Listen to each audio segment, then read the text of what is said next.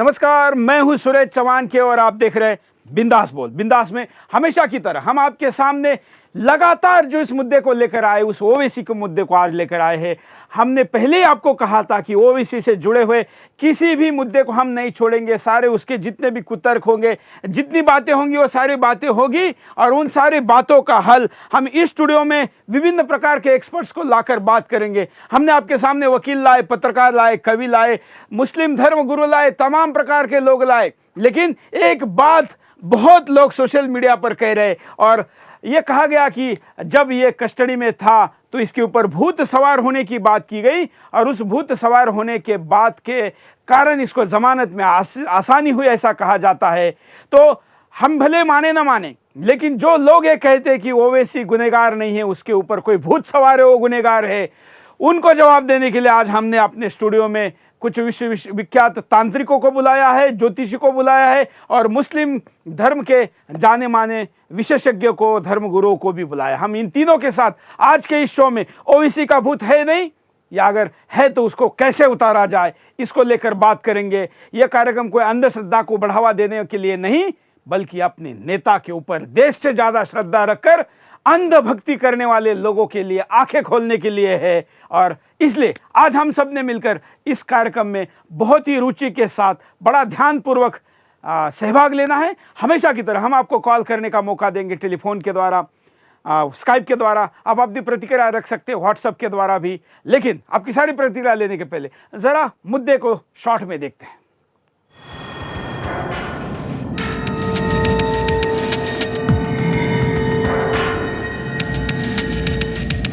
हैदराबाद की आवाम को अपने भड़काऊ भाषणों से हिंदुस्तान के खिलाफ भड़काने वाले ओवैसी को हैदराबाद की पुलिस ने 8 जनवरी 2013 को गिरफ्तार कर सलाखों के पीछे डाल दिया था। लेकिन झूठ का सहारा लेकर ओवैसी जेल की चारदीवारी से निकलने में कामयाब रहा। उसके वकील ने बीमारी का झूठा हवाला देकर उसकी जमानत की मांग की, जिसके चलते निजामाबाद के जिला अदालत ने उसे 1000 रुपए के जुर्माने पर जमानत दे दी। लेकिन हैरान करने वाली बात यह है कि जमानत मिलते ही ओवैसी फिर से स्वस्थ हो गया। जेल से बाहर आते ही उसने अपने पुराने रास्ते को पकड़ लिया। आज भी ओवैसी हिंदुस्तान के खिलाफ जहर उगलने से बाज नहीं आ रहा। ओवैसी के समर्थकों की माने तो उनका दावा था कि जिस जेल में ओवैसी को बंद करके रखा गया है, वहां प्रेत का साया था,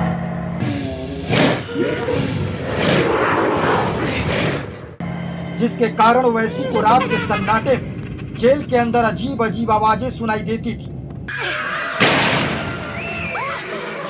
जिसके चलते उसकी मानसिक स्थिति पर भी असर पड़ रहा था। ओवैसी ने भी अपनी जमानत के लिए कुछ ऐसा ही तिकड़म अपनाया था। ओवैसी का यह ड्रामा लगातार 2 दिनों तक चला। उसके बाद ओवैसी के समर्थकों ने उसके वकील से मिलकर उसे जेल की चारदीवारी से बाहर निकालने का षड्यंत्र रचा और उसे बहुत जल्दी 10,000 के मुचलके पर जमानत दिलाकर बाहर निकाला। सबसे बड़ा सवाल जो यहाँ खड़ा होता है वो ये है कि क्या सच में ओवैसी के साथ इस तरह की घटनाएं हुई थी? अगर सच में वहां ऐसा कुछ था तो क्यों पहले कभी किसी दूसरे कैदी ने इसके बारे में नहीं बताया?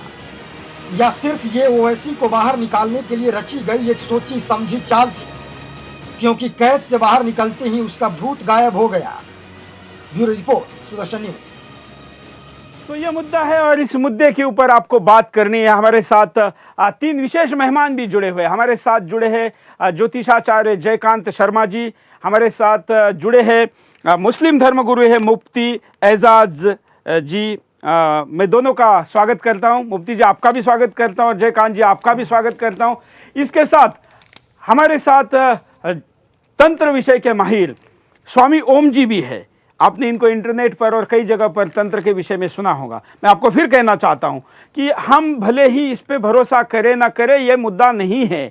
देश का एक बड़ा वर्ग भरोसा करता है और एक बड़ा वर्ग वो है जो ओवैसी के ऊपर या उसको इसलिए माफी देता है कि क्या वो मनोरुग्ण है इसलिए उसको छोड़ा जाए, या कुछ लोग कहते हैं कि उसके ऊपर भूत का छाया है इसलिए छोड़ा जाए। तो मनोरुग्ण विषय के लिए हम मनोवैज्ञानिकों को यहाँ लाएंगे, उनके डॉक्टरों को लाएंगे एक अलग एपिसोड में। लेकिन आज के एपिसोड में हम ओवैसी के भूत को लेकर बात कर रहे हैं और ओवैसी का भूत क्या है, नहीं है, क्या है, यह सब कुछ हम आपको दिखाएंगे। उसके पहले एक वीडियो दिखाते हैं और फिर पहले मैं निमंत्रित करता हूं स्वामी ओम जी को। स्वामी ओम जी, ज़रा आप इसी स्टूडियो में मेरे साथ आइए। स्वामी ओम जी काफ़ी कुछ लेकर आए हैं। हाँ स्वामी ओम जी, अभी मैं आपको एक वीडियो दिखाता हूं। इस वीडियो को देखकर आप तय करिए कि क्या ये इसमें भूत है नहीं है, क्या आपको कहना है आप तय करिए। मैं ओवैसी का कोई एक उटपटांग बातों वाला वीडियो ज़रा दिखाने के लिए कहूँगा। कोई भी एक भाषण उसका दिखाइए जिससे कि स्वामी ओम जी अपनी तंत्र शक्ति से उसको समझ पाए कि कोई भूत है या नहीं है। तो कौड़ के जानवरों को पकड़ लिया, जब्त कर लिया कि ये गाय को नहीं ला सकते। मुसलमानों 2 साल तक मत खाए ना अगर हम, तो खुद ये लोग लाके हमारे दरवाजे पे बोलेंगे कि काट लो खा लो।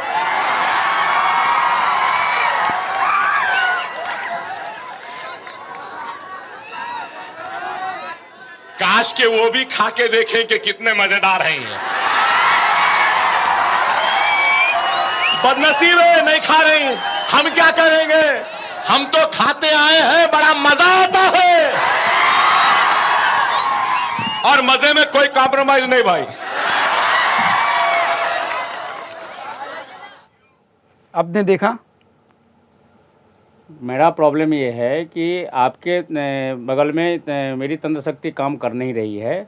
नहीं क्या क्या आपके बगल में तंत्र शक्ति मेरी काम नहीं कर रही है, इसीलिए दूसरे जगह मुझे दिखाइए।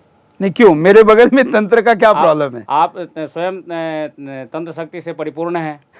अरे ऐसा मत कहिए। नहीं, मैं आपको ठीक कह रहा हूँ। हमारे यहाँ शास्त्र में लिखा है, माँ काली के ध्यान में भी है कि खड़गम चक्र गदे सुजाव परिघान छूलंग मुसुन्निंग शिरः शंखम संदहृतिम करस्त्रिनयनाम सर्वांग भूषावृताम नीलास मद्युतिमास्य बादरसकांग सेवे महाकालिकांग यामस्तोत्सपिते हरो कमलजो हंतुंग मधुम कैटभम। तो ये महिषासुर मर्दिनी की आपके ऊपर में कृपा है और वो हमारे सभी भूत प्रेतों की जननी है और साक्षात भगवान शिव की आपके ऊपर विशेष रूप से कृपा है, भैरव बाबा की आपके ऊपर विशेष रूप से कृपा है। तो आपके बगल में तो ये शक्ति चलाना मुश्किल है। मुझे कोई दूसरा स्थल दिखाइए तो वहाँ पर चलिए मैं आपको दूसरे स्टूडियो में व्यवस्था करता हूँ जाने के लिए। दूसरे स्टूडियो में व्यवस्था करते हैं, आप दूसरे स्टूडियो में लेके जाइए। चलिए तब तक जरा कुछ कॉलर के पास चलते हैं और हमारे साथ जो अतिथि है उनके पास भी जाएंगे, लेकिन पहले कुछ कॉलर लेते हैं। जय हिंद, बोलिए क्या कहना है आपको? जय हिंद। हाँ मैं आसाम से बोल रहा हूँ।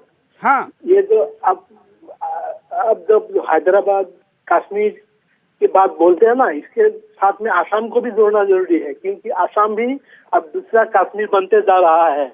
ये बिल्कुल शायद आपको याद होगा कि सुदर्शन ने सबसे पहले आसाम की समस्या को उठाकर कहा था कि कश्मीर से भी ज्यादा भयंकर समस्या आसाम पे है। हम आसाम के विषय में भी आएंगे, बाद में आएंगे, लेकिन आज का विषय ओवैसी चल रहा है और ओवैसी पे लगातार 15वां दिन हम आपके सामने लेकर आए हैं। आज उसके तांत्रिक और भूत प्रेत के बहाने जो वो अपने आप को बचाने की कोशिश करता है, उसका सत्य तांत्रिक दृष्टिकोण से उन वर्गों के लिए जो वर्ग इसको मानता है या उसकी अंधश्रद्धा भले है, उसको सत्य दिखाने के लिए आज हम ये कदम उठा रहे हैं। हम नहीं चाहते थे कि ऐसा करें, लेकिन जब कभी किसी विषय का पूरा ऑपरेशन करना होता है तो ऐसी चीज़ें करनी होती है और इसलिए आज हमने 3 विशेषज्ञों को इस विषय के अपने स्टूडियो में लाया है। हम उनके पास भी चलेंगे, लेकिन पहले जरा उन्होंने कहा था मेरे बगल में उनकी शक्ति नहीं चल रही, तो दूसरे स्टूडियो में जाकर बैठेंगे। शायद आप लोगों के शुभकामना और साधु संतों के आशीर्वाद का परिणाम होगा कि ऐसी चीजें मेरी तक नहीं पहुंचती हैं। लेकिन कॉलर के पास चलते हैं। जय हिंद। हाँ बोलिए, हेलो, क्या कहना है आपको? हेलो, नमस्कार सर। नमस्कार, क्या कहेंगे ओवैसी के भूत के बारे में? हाँ, मैं हैदराबाद से बोल रहा हूँ। हाँ, तेलंगाना का सीएम जो है उसने तो चूड़ियां पहन रखी है। हाँ, ओवैसी को खत्म करने के लिए अब हम जैसे आम आदमी को ही कुछ न कुछ करना पड़ेगा। हाँ, इससे ये पूछो कि जब ये पहलवान भाइयों ने इसे बरकस में गोली मारी थी, हाँ, तब इसे किसने बचाया था? क्या वो हिंदू नहीं थे? हिंदू ने इसका इलाज किया, हिंदू ही इसको उठा के लेके गए थे। हाँ, यही मैं बताना चाह रहा हूँ इसको। अगर ऐसा नहीं करा कोई न कोई रास्ते से, कभी न कभी इसको जैसे भूत आ रहा है, भूत नहीं आएगा, अब हम जैसे आदमी आम आदमी इसको भूत बन के डराएंगे, इसे खत्म ही कर देंगे। धन्यवाद। मेरे साथ ज्योतिषी भी जुड़े हुए हैं, मैं उनके पास चलूंगा, उनकी क्या प्रतिक्रिया इस विषय पर है हम देखते हैं। क्या कहेंगे आचार्य जी, ज्योतिष के दृष्टिकोण से इसका जो बहाना है, इसके लोगों का जो कहना है, उस पर आपने वीडियो देखा, इसके पहले भी कार्यक्रम में देखा होगा, आप क्या कहेंगे? देखिए, एक शास्त्र है और ज्योतिष शास्त्र के अकॉर्डिंग जब मैं इनका आज प्रश्न कुंडली देखा, इनकी राशि वृष है और ये काफ़ी शातिर व्यक्ति हैं, कोई भूत प्रेत का साया नहीं है और इनका जो एनर्जी है ना, ये देश हित के लिए नहीं हो रहा, ये नेगेटिव एनर्जी का प्रयोग कर रहे हैं। अगर ये सार्थक प्रयोग करें तो शायद देश का भी कल्याण होगा, समाज का भी कल्याण होगा और देश समाज के कल्याण के साथ साथ इनका भी कल्याण होगा। इस तरह से उन्मादी बात बोल करके आप राष्ट्र मैं का पीसीआर को कहूंगा कि उसका वीडियो भी साथ में चलाते रहे, ऑडियो नहीं रखे, लेकिन जब गेस्ट बात करे तो थोड़ा लिंक हो पाए दर्शकों को भी कि इस विषय में बात हो रही है और इनका कहना ये है। चूँकि किसी भी एंगल से कोई भूत प्रेत का इनका साया नहीं है और अगर ऐसा इनको लगता है कि हमारे ऊपर भूत प्रेत का साया है तो इनको सालासर बालाजी जाना चाहिए, मेहदीपुर जाना चाहिए, लेकिन कहीं से कोई भूत प्रेत का कोई साया नहीं है। इनका कुंडली का जो लग्न कहता, लग्न कुंडली के अकॉर्डिंग ये बहुत ही शातिर व्यक्ति हैं, बहुत ही शातिर व्यक्ति हैं और ये उन्माद फैला रहे, ये समाज को दिग्भ्रमित कर रहे, देश को दिग्भ्रमित कर रहे। इनका प्रयास कोई भी सार्थक प्रयास नहीं है। अगर ये सार्थक प्रयास करते तो शायद देश, समाज, राष्ट्र सबके लिए अच्छा होता। मतलब आपका कहना है कि इसमें एनर्जी है, लेकिन वो एनर्जी निगेटिव दिशा में है। एनर्जी बहुत है, बहुत एनर्जी है, लेकिन एनर्जी सकारात्मक प्रयोग नहीं हो रहा, ये नकारात्मक प्रयोग कर रहे और ऐसे व्यक्ति को अपने देश में जीने का कोई अधिकार नहीं बनता। आप हिंदुस्तान में रह करके हिंदुस्तान के मिट्टी में पले बढ़े और इस तरह से उन्माद फैलाने वाली बात करते हो, ये कहीं से कोई एंगल से अनुचित नहीं है। धन्यवाद। हम कॉलर के पास चलते हैं, फिर हम अतिथियों के पास जाएंगे, पहले कॉलर की बात भी सुनते हैं। जय हिंद, बोलिए। दो तीन चीजें कहना चाहता हूं। देखिए, मैंने कुछ वक्ताओं को सुना, पिछले प्रोग्राम में कुछ वक्ताओं ने बोला कि इसका दिमाग ठीक नहीं है, इसका मेंटल बैलेंस ठीक नहीं है। इसके ऊपर मैं ये कहना चाहता हूं कि देखिए, अपने हिसाब से ये व्यक्ति जो कुछ बोल रहा है, ये सोच जो है 1000 साल पुरानी है, जब से इस तरह के लोग यहाँ पे आए। और देखिए, इसमें मैं ये चीज कहना चाहता हूँ कि अपने हिसाब से ये एक अपनी आइडियोलॉजी के हिसाब से जो इनको मानने वाले लोग हैं, उसमें कुछ बहुत छोटा प्रतिशत ऐसे लोगों का है जो इस चीज को ठीक समझता है और ऐसा लिखा गया है कि जो ये कर रहे हैं, इसी को करने से ये जन्नत में जाएंगे। और ये भारत के अस्तित्व को खत्म करने की जो सोच है, ये 1206 में जब कुतुबुद्दीन ऐबक पहली बार हिंदुस्तान की गद्दी पर बैठा तो ये कार्य शुरू हुआ। उसके बाद देखिए, ये बुनियादी तौर पर बेसिकली क्या है इसमें कि ये एक सोच है। जब हम अपने शत्रु को पहचान लेते हैं तो उसका हम सामना कर सकते हैं। पहले तो जागरूकता आपके चैनल के माध्यम से सारे भारतवर्ष में जा रही है, ये एक बहुत ही बड़ी बात है। जितना बड़ा भारतवर्ष का जो समुदाय है, जितना जागृत होगा, उसको पता लगेगा कि इस सोच का किस तरह से मुकाबला करना है। एक तो बढ़ती हुई जनसंख्या जो लगातार एक साजिश के साथ तहत बढ़ रही है और धीरे धीरे हम घट रहे हैं, हमें इसका मुकाबला करना चाहिए। और इसके साथ मैं ये जरूर साफ कर देना चाहता हूं कि आज हम 15वीं या 14वीं शताब्दी में नहीं जी रहे हैं। ये सोच उस समय की सोच थी, इस सोच से हमें मुकाबला करना होगा। और ये सोच तो बदलते रहते हैं अपने हिसाब से। इनको फायदा जहां पर दिखता है, जिस दिशा में दिखता है, उस दिशा में वो लेकर जाने वाले लोग हैं, लेकिन इनके समर्थकों को कोई मौका ना मिले, इसलिए हम ये सब कुछ कर रहे हैं। हम यहां पर रुकते एक छोटे से ब्रेक के लिए। ब्रेक के बाद हम दोबारा आएंगे, बिंदास बोल चालेंगे।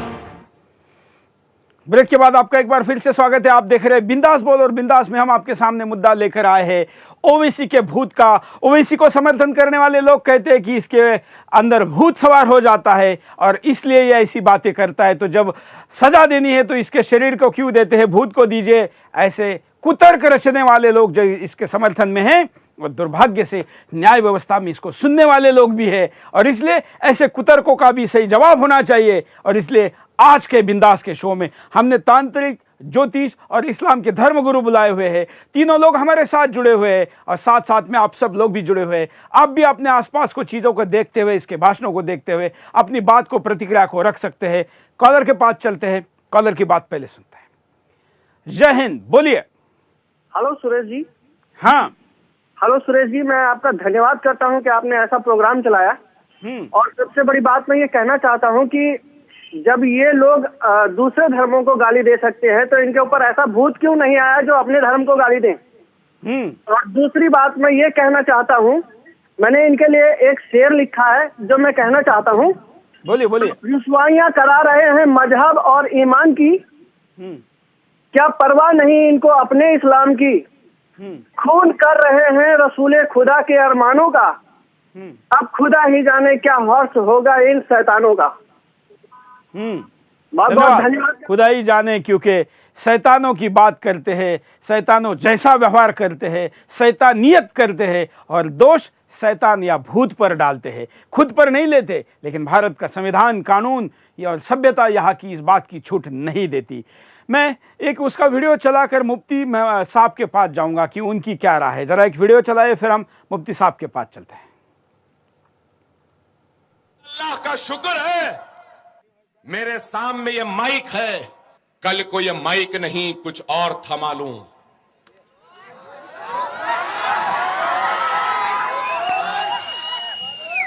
तो हिंदुस्तान की 1000 बरस की तारीख में दुनिया ने उतना खून खराबा ना देखा होगा जो खून खराबा इस मुल्क में हो जाएगा।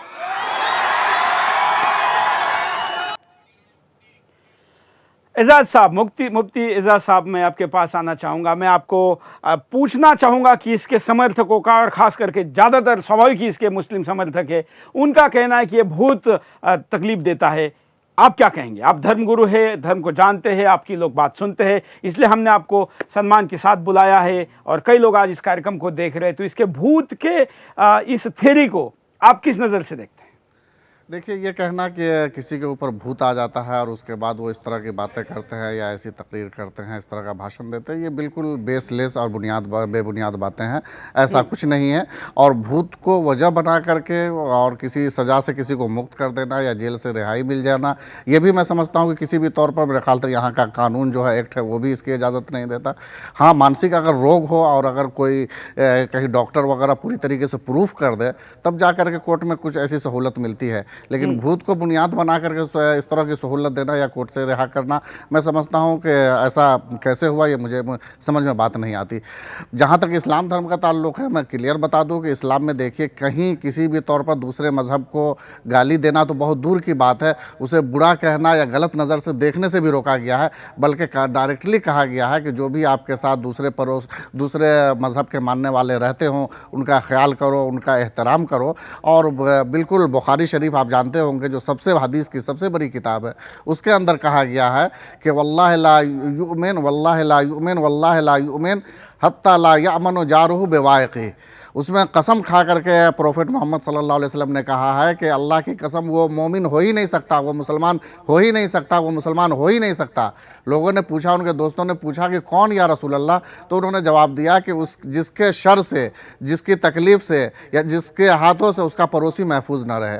तो जिस मज़हब ने इस तरीके से क्लियरली अपने पड़ोस के रहने वालों को, साथ में रहने उठने बैठने वालों का एहतराम करने के लिए कहा गया है, उसमें किसी भी तौर पर पड़ोसी में ये नहीं कहा गया कि मुस्लिम पड़ोसी, सीधा पड़ोसी वो किसी भी मज़हब का मानने वाला हो। इसी तरीके से डायरेक्टली कहा गया ला तसब्बुल अदियान, यानी किसी भी मज़हब के मानने वाले को गाली मत दो, बुरा बुरा भला मत कहो।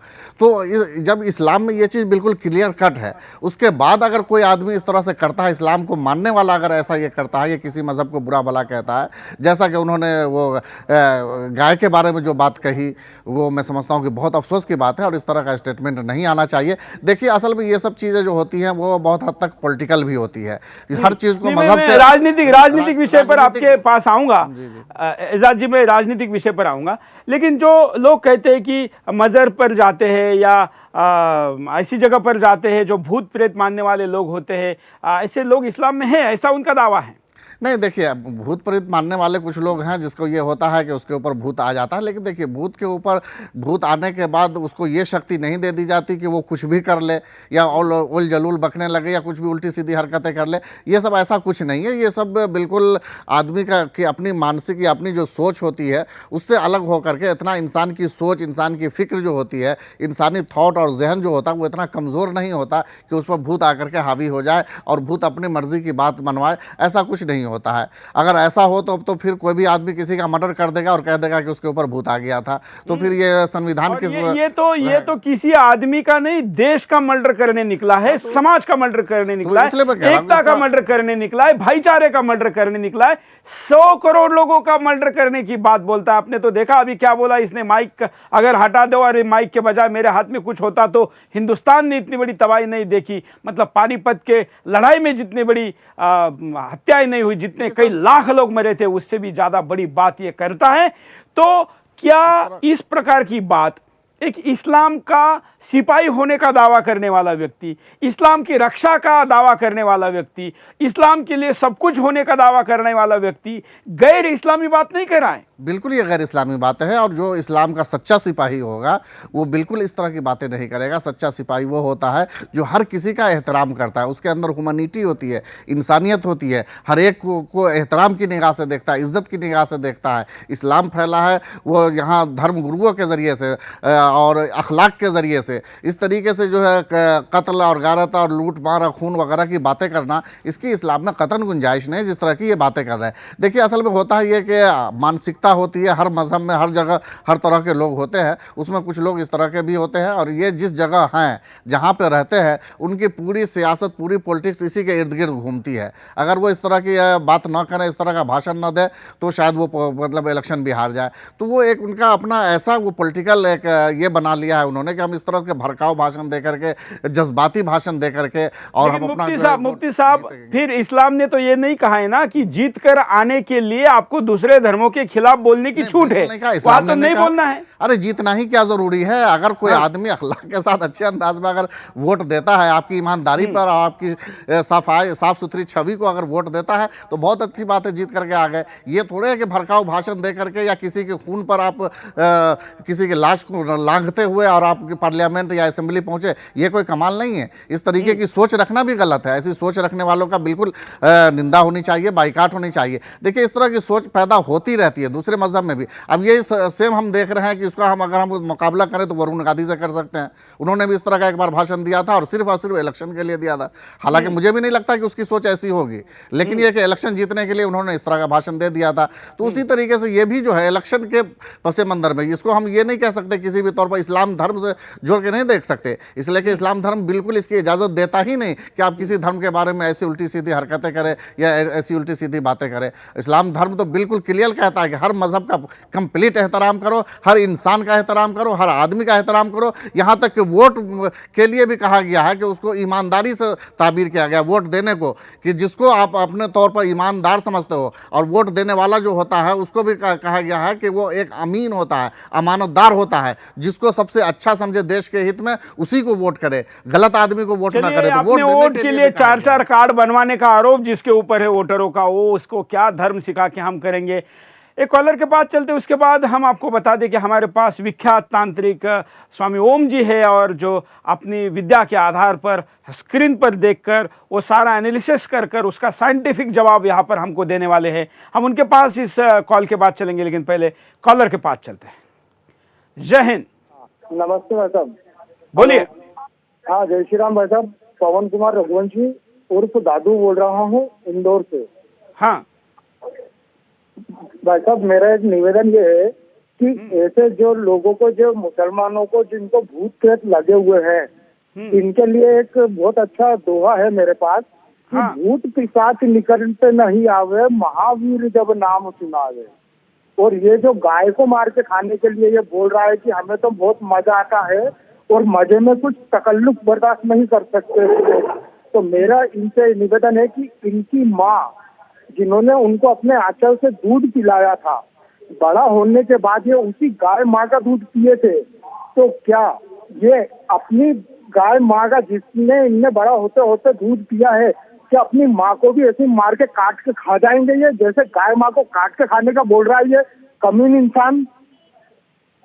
मैं दादू बोल रहा हूँ भाई साहब, बजरंग दल इंदौर से। लोगों का गुस्सा आप देख रहे हैं, लोगों की वे संवेदनाएं आप देख रहे हैं, कितना लोगों में उत्तेजना ऐसी विषयों को लेकर आती है। लेकिन हम लगातार इतने एपिसोड करते हुए लोगों को शांति बनाए रखने की भी अपील करते हैं कि अपना संवैधानिक तरीके से गुस्से का इजहार करिए, ये जो चाहता है वो मत करिए। लेकिन मुश्किल है, बहुत लोग इसके बारे में न जाने क्या क्या बात कर रहे हैं, और इसके लिए सब कुछ अगर कोई जिम्मेवार होगा तो खुद ओवैसी जिम्मेवार है। अब हम स्वामी ओम जी के पास चलते हैं। स्वामी ओम जी, आप अभी शायद वहाँ से आपने विद्या के द्वारा इन चीज़ों को देख पाएंगे, ऐसा आपका दावा है।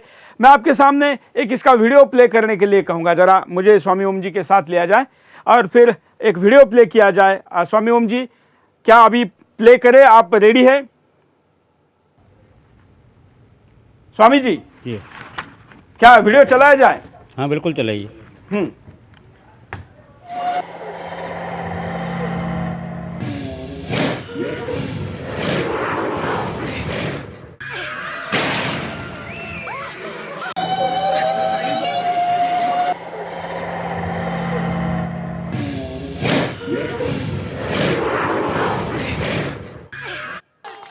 हमको जाने की बात कहने वालों, खुदा ना खास्ता, 1000 मर्तबा खुदा ना खास्ता, पहले तो नहीं जाने वाले।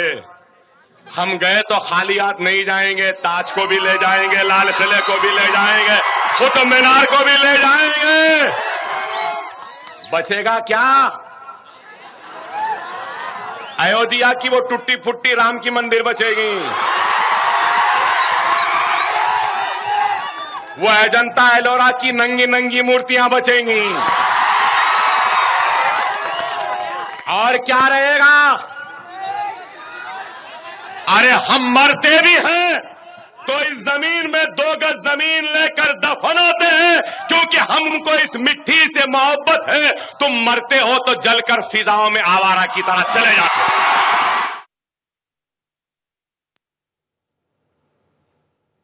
स्वामी ओम जी, हिंदुस्तान की सबसे बड़ी मंदिर जहां के प्रमुख शंकराचार्य होते हैं, उन आचार्यों को हटाओ, उन आचार्यों को हटाओ, उन आचार्यों को हटाओ। हिंदुस्तान की सबसे बड़ी मंदिर जहां के शंखम चक्रम कृपाणम त्रिशतमुपकरे रुद्वहन्तीं त्रिनेत्रां सिंहस्कंधाधिरूढ़ां त्रिभुवनमखिलं तेजसा पूरयन्तीं ध्याये दुर्गां जयाख्यां त्रिरस परिवृतां सेवितां सिद्धिकामैः। भूत डामर में और भैरव तंत्र में विशेष रूप से ये नकली और असली भूतों का विवरण दिया हुआ है। इस आदमी के अंदर भूत प्रेत नाम का तो कोई चीज़ है नहीं, क्योंकि प्रेतात्माएँ जो होती हैं वो पितृलोक के से माने जाते हैं, देवतुल्य माने जाते हैं, और वो कभी किसी के खिलाफ कुछ गलत बात नहीं करते, वो हमेशा सबका भला करते हैं। ये आदमी तो शैतान है, और ये सिर्फ अपने राजनीतिक स्वार्थ को पूरा करने के लिए ये इस देश में गृह युद्ध कराना चाहता है। इस आदमी का एक ही इलाज है, इसकी हत्या, और या तो सरकार इसको फांसी की सजाए मौत दे, या नहीं तो हमको इजाज़त दे, मैं खुद अपने हाथों से इसकी हत्या करूँगा। और यदि इस आदमी में या इसके खानदान के किसी भी व्यक्ति में सचमुच में प्रेतात्मा होगी या भूत होगी, तो इस आदमी को मेरे सामने लाइए, मैं इसके अंदर के सारे भूत, जन्म जन्म का भूत में निकाल करके बाहर फेंक दूंगा, और इसको मैं इससे मुक्ति दिला दूंगा, यदि ये सचमुच मुक्ति चाहता है तो। और नहीं तो इसका एक ही इलाज है, इसकी मौत। मौत के अलावा इसका कोई इलाज नहीं है, क्योंकि ये आदमी और इसके अलावा ये इसके अंदर वही स्वार्थ है जो बिन लादेन के अंदर था। ये बिन लादेन बनना चाहता है। बिन लादेन का भी एक ही इलाज हुआ, उसकी मौत। इसका भी एक ही इलाज है, इसका मौत। इसके जाकिर नायक जैसे लोग भी इसी तरह के नाटक करते हैं। जाकिर नायक का भी भूत हमने ही उतारा था 2012 में, आपके चैनल पे ही मैं आया था, प्रधानमंत्री का घर घेरा था 28 दिसंबर को।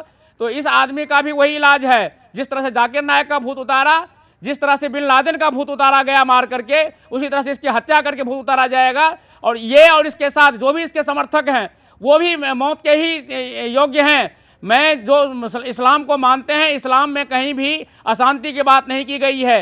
मोहम्मद साहब ने कहीं भी अशांति फैलाने की बात नहीं की। मैं रोकना चाहूँगा स्वामी ओम जी, मैं आपसे बात करना चाहूँगा। हम तो अपने स्टूडियो से ऐसी किसी के हत्या का फरमान का अनुमति नहीं दे सकते। एक तांत्रिक के तौर पर आपका इसके बारे में क्या विश्लेषण है वो जानने के लिए, समझने के लिए हमने आपको बुलाया था। बाकी सज़ा तो देने वाला कोर्ट है, समाज है, देव है, भगवान है, उनको मानने वाले अल्लाह है, वो जो देना है देंगे। हम अपने स्टूडियो से हत्या का ऐसा फरमान देने के लिए जज को पैसा खिला करके नाटक करके इसने जमानत लिया है। भले मेरे खिलाफ कंटेम्प्ट ऑफ कोर्ट हो जाए, कोई बात नहीं। इससे पहले भी अल्तमस कबीर नाम का एक चीफ जस्टिस ऑफ इंडिया था, वो भी ऐसे मामले में जमानत देता था और उसके बदले में रिश्वत खाता था अपनी बीबी मीना कबीर के थ्रू। तो ये जिस जज ने इसको जमानत दिया है उसको रिश्वत खिलाया गया है और रिश्वत खा करके उस जज ने इसको जमानत दिया। भले ही वो जज मुझे कंटेम्प्ट ऑफ कोर्ट के अधीन मुझे जेल में ले ले, मुझे फ़र्क नहीं पड़ता। सच बोलने से मुझे डर नहीं लगता। और आगे से जितने भी न्यायाधीश हैं जो इस तरह से रिश्वत खा करके जमानत देते हैं, उनको मैं आगाह करता हूं कि इस तरह के नाटक करने वालों को जमानत मत दीजिए, बल्कि हो सकता है तो सजाए मौत दीजिए। इस आदमी का एक ही इलाज है, सजाए मौत। चाहे हिंदू मारे, चाहे आप मैं जरा कॉलर के पास चलता हूँ, उसके बाद हम स्वामी ओम जी के पास दोबारा जाएंगे, मुफ्ती साहब के पास जाएंगे, हमारे साथ ज्योतिषी है, ज्योतिषाचार्य है, उनके पास जाएंगे। कॉलर के पास चलते, कॉलर की बात सुनते हैं कि वो क्या कहना चाहते हैं। जय हिंद। हेलो सर, नमस्कार, जय हिंद। बोलिए।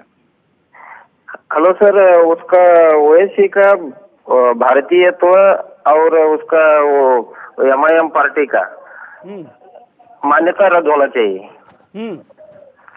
फिर उसको नहीं तो आज हम ओवैसी के भूत को लेकर बात कर रहे हैं, इस विषय पर क्या कहेंगे? वो मुसलमान लोग भूत प्रेत को मानता नहीं ना, लेकिन उसी के समर्थक कह रहे हैं ना। वो हमारे राज्य घटने पे कौन सा वो कानून है उस पे भूत के आधार पर? बिल्कुल, यही तो बात, धन्यवाद, यही तो बात हम कह रहे हैं कि भारत का संविधान, भारत का कानून, भारत की कोई भी धारा इस प्रकार से छूट नहीं देती। लेकिन कुछ लोग इसको मुद्दा बनाकर इसको बचाने की जो कोशिश कर रहे हैं, उसका 100% ऑपरेशन करने के लिए आज के लिए हमने स्टूडियो में 3 विशेषज्ञ बुलाए हैं। हमारे साथ ज्योतिषाचार्य भी है, हमारे साथ मुफ्ती साहब भी है, हमारे साथ तांत्रिक क्षेत्र के स्वामी ओम जी भी है। स्वामी ओम जी तो बड़े गुस्से में बड़ी बातें यहाँ पर कह रहे थे। मैं स्वामी ओम जी के पास दोबारा जाऊंगा।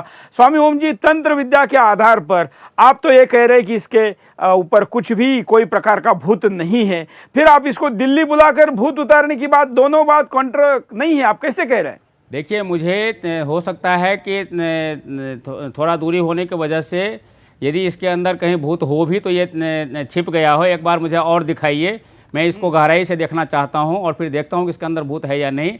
यदि भूत होगा तो ये भी मैं गारंटी देता हूं कि अभी कभी मैं टेलीविज़न के माध्यम से इसका भूत उतार लूँगा। मैं उतारता हूं टेलीविज़न के माध्यम से और फोटो के माध्यम से भूत को। और नहीं होगा तो इसको मैं ये भी साथ में कह रहा हूं कि मरने के लिए तैयार हो जाए, बहुत जल्दी इसकी मौत होने वाली है। इसके समर्थक इसको बचा नहीं पाएंगे, चाहे मैं मारूं, चाहे मुसलमान मारे, चाहे हिंदू मारे। देशभक्त इसकी हत्या जरूर करेंगे। इसका कोई नहीं मारेगा, भगवान के पास है और उसके जिसके 100 पाप पूरे हो जाते उसको सही समय पर उठाते हैं। खैर, उसकी हमें गैर कानूनी बात करने की जरूरत नहीं। आप चाहते तो एक वीडियो मैं कंट्रोल रूम को कहूंगा कि स्वामी ओम जी को एक वीडियो दिखाए। अटेम्प्ट टू मर्डर का केस करना चाहे तो ये कर सकता है, मैं इसको भी निपट लूंगा। स्वामी जी को एक वीडियो दिखाया जाए जिससे वो कुछ दोबारा कुछ बात देखना चाहते हैं। 3 मनादिर है जहां के लोग बोलते हैं रामिया पैदा हुए, रामिया पैदा हुए, रामिया पैदा हुए। और फिर हरियाणा में कौशल्यापुरम है, वहां के लोग बोलते हैं कि हिंदुस्तान में हिंदुस्तानी तहजीब है, रिवायत है कि एक औरत अपने पहले बच्चे को जन्म देने से पहले मैके को जाती है और मैके में जन्म देती है। हमारे पास भी, अरे पहला बच्चा है आ जाओ बोल के घर में बुलाते। है भाई, है एक हिंदुस्तानी तहजीब है, हिंदुस्तानी तहजीब है। इसी तरीके से हरियाणा कौशलियापुरम के लोग बोलते हैं कि कौशलिया वहां की थी। कौन कौशलिया?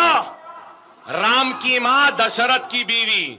और वहां के लोग बोलते कि कौशलिया हिंदू तहजीब के हिसाब से मैके को आई थी हरियाणा को कौशलियापुरम में, और राम वहां पैदा हुए। 3 पुजारियां बोल रहे हैं अयोध्या में, यहां। अरे अडवाणी, वाजपेयी, उमा भारती, मोदी, बता आखिर राम की मां कहां गई, किधर जन्म दी?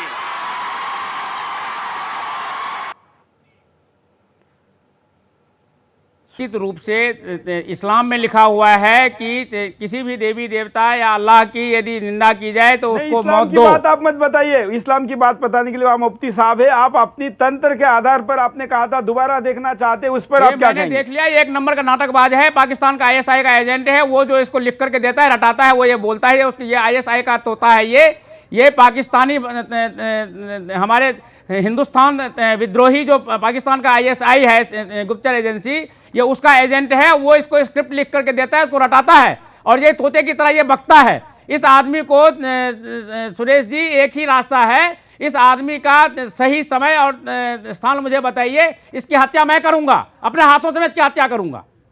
और यदि मुझे नहीं करने देंगे तो ये हम ऐसी गैर कानूनी बात कहने के लिए जो इस तंत्र और ज्योतिष के मुताबिक इसकी आयु बची हुई अब नहीं है, इसको या तो मुसलमान मारेंगे, हिंदू मारेंगे, कोई भी राष्ट्रभक्त इसको निश्चित रूप से हत्या कर देंगे, इसको कोई भी नहीं बचा सकता। ये तो ISI का कंफर्म एजेंट है, ISI का लिखा हुआ ये स्क्रिप्ट पढ़ता है, ये तोता है ये ISI का।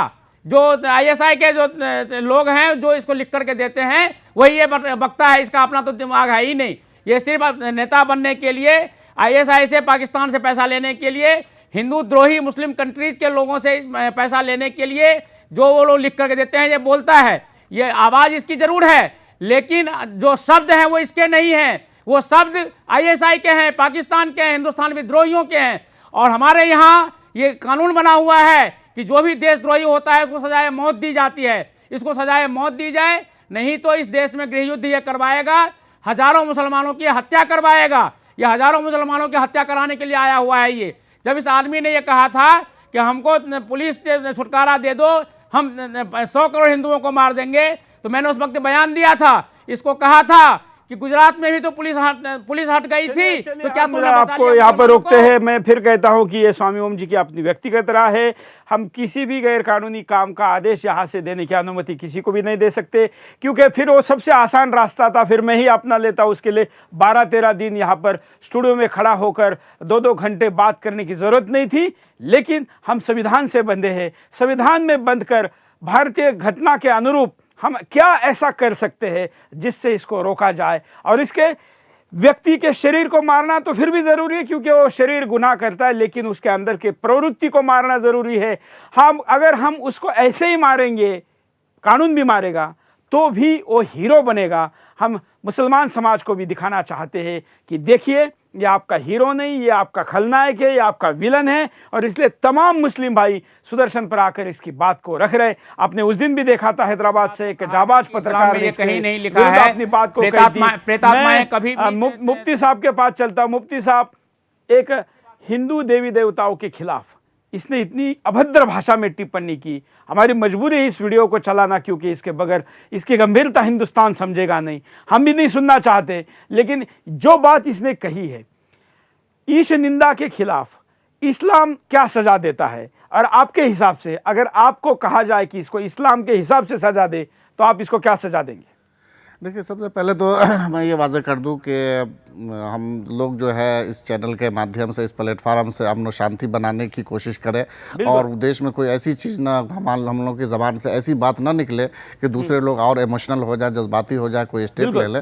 इसलिए सबसे पहले ये कि हमारा जो पहला सतून है, जो अदलिया है, जो कोर्ट है, उसका भी हमें एहतराम करना चाहिए, और उसकी इज्जत एहतराम करते हुए, उसके फैसले को सम्मान देते हुए, और उसके बाद फिर हमें अपने डिबेट का दरवाज़ा खुला हुआ, डिबेट करते रहे। मैंने पहले ही क्लियर कह दिया था कि इस तरह के लोगों की इस्लाम में कोई गुंजाइश नहीं है और कहीं भी हम लोग इसकी हौसला अफजाई नहीं कर सकते कि कोई भी ऐसा आदमी जो किसी देवी और देवता, देखिए मौत की सजा या क्या सजा, ये हिंदुस्तान का अपना एक्ट है, हिंदुस्तान का अपना कानून है, वो कानून को अपना काम करने दीजिए, कानून को अपना काम करने दीजिए। नहीं मुफ्ती साहब, मैं चाहता हूं कि इस्लाम ऐसी ईश निंदा, अल्लाह की अगर निंदा कोई करता तो इस्लामिक कानून उसको, शरीयत कानून क्या सजा देता? देखिए शरीयत में तो बिल्कुल ये क्लियर है, अगर मुसलमान ही खुद अगर मुसलमान में अपने मजहब के बारे में बुरा भला कहे और ऐसी बुराई बयान करे जिससे खुद मजहब पर आँच आती हो तो यकीनन उसकी सज़ा मौत है, इसमें तो कोई शक नहीं है।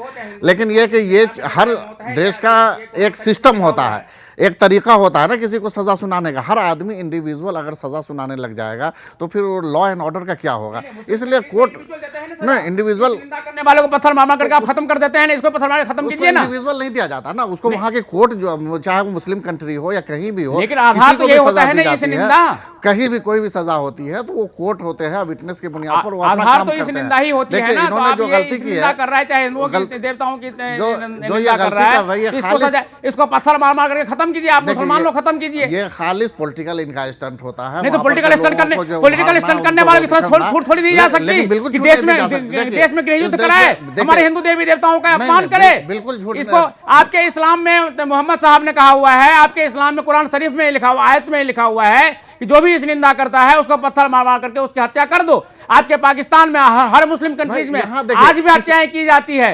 हमारे किसी को सजा देने के लिए आप अपने हाथ में, हम अपने हाथ में नहीं ना ले सकते। नहीं, ये तो कोर्ट सजा देगी ना। नहीं, कोर्ट को राइट है ना। नहीं, कोर्ट सजा नहीं देगी। कोर्ट ने आपके अभी आपके पाकिस्तान में लोगों ने इस निंदा की ईसाई की हत्या की है, ईसाई निंदा के इस निंदा के हिंदुओं की हत्या की है। कोई कोर्ट की जरूरत नहीं है।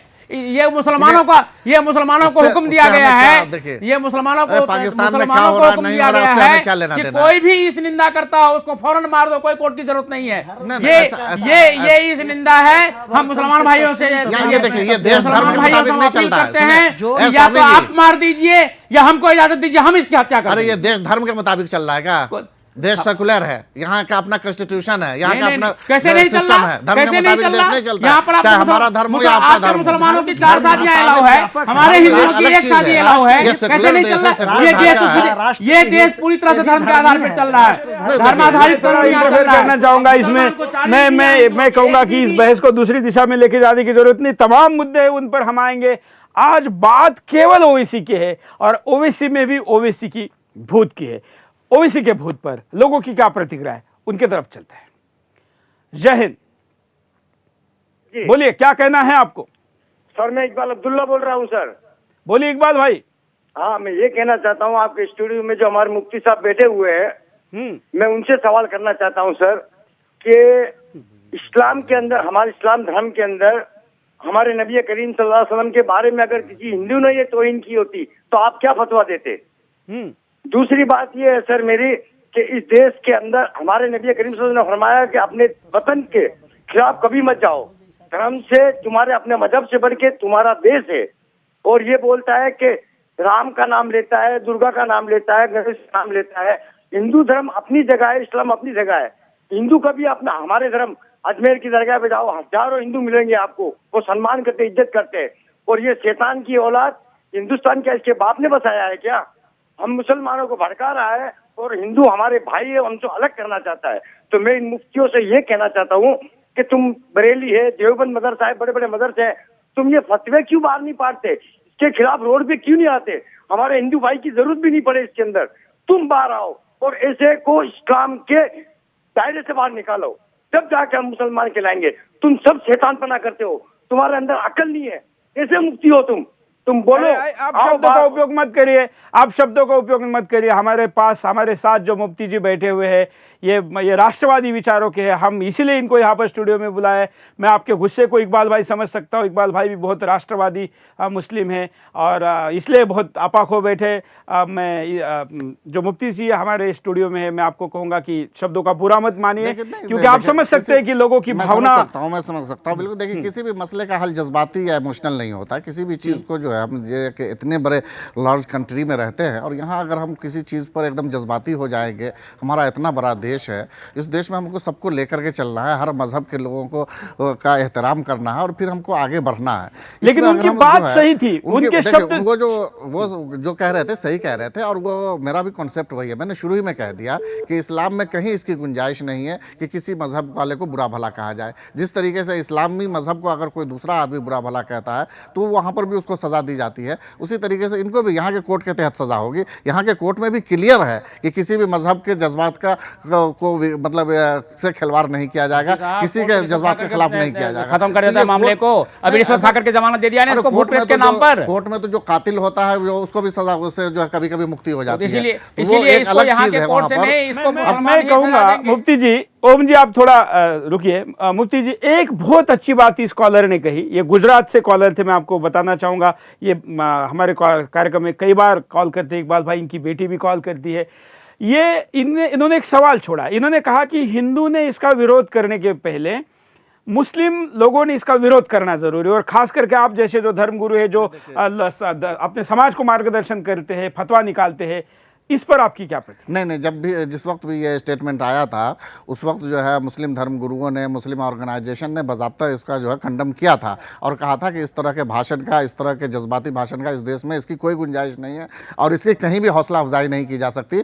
असल में मुश्किल यह है कि उस ज़माने में जो मुस्लिम जो धर्मगुरु या मुस्लिम ऑर्गेनाइजेशन जो भी प्रेस रिलीज़ या कंडम करते हैं तो वो आमतौर से उर्दू न्यूज़पेपरों में छपता है, जिसको हर आदमी नहीं पढ़ पाता। लेकिन सच्चाई है कि उस तारीख का आप न्यूज़पेपर देखें तो जो भी बड़ी ऑर्गेनाइजेशन है या जो भी मुस्लिम उलमा है या जो भी जिम्मेदार मुफ्ती है, सब लोगों ने फतवा दिया था या और ये जिम्मेदारी के साथ कहा था कि ये एक जज्बाती भाषण है जिससे मुसलमानों के जज्बात को उभारा जा रहा है और उससे हमारा मुल्क जो है गृह युद्ध और खाना जंगी में मुब्तला हो सकता है। इस देश के मुसलमानों के साथ कुछ भी हो सकता है, इसलिए ये मुसलमानों के हक में भी बेहतर नहीं है।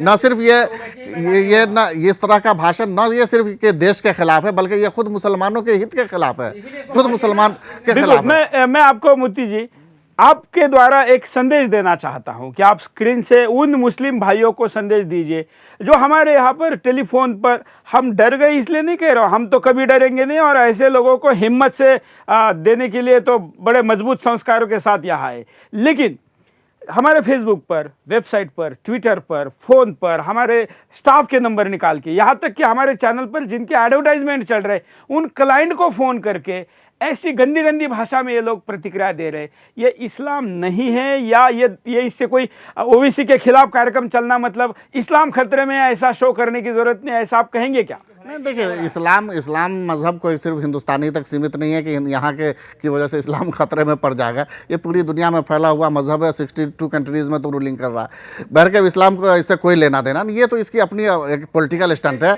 और मैं सिर्फ समझता हूँ, इतना मैं कहना चाहता हूँ कि असल में इस तरह के लोग कैसे आगे बढ़ते, इस तरह के लोग हीरो कैसे बन जाते हैं।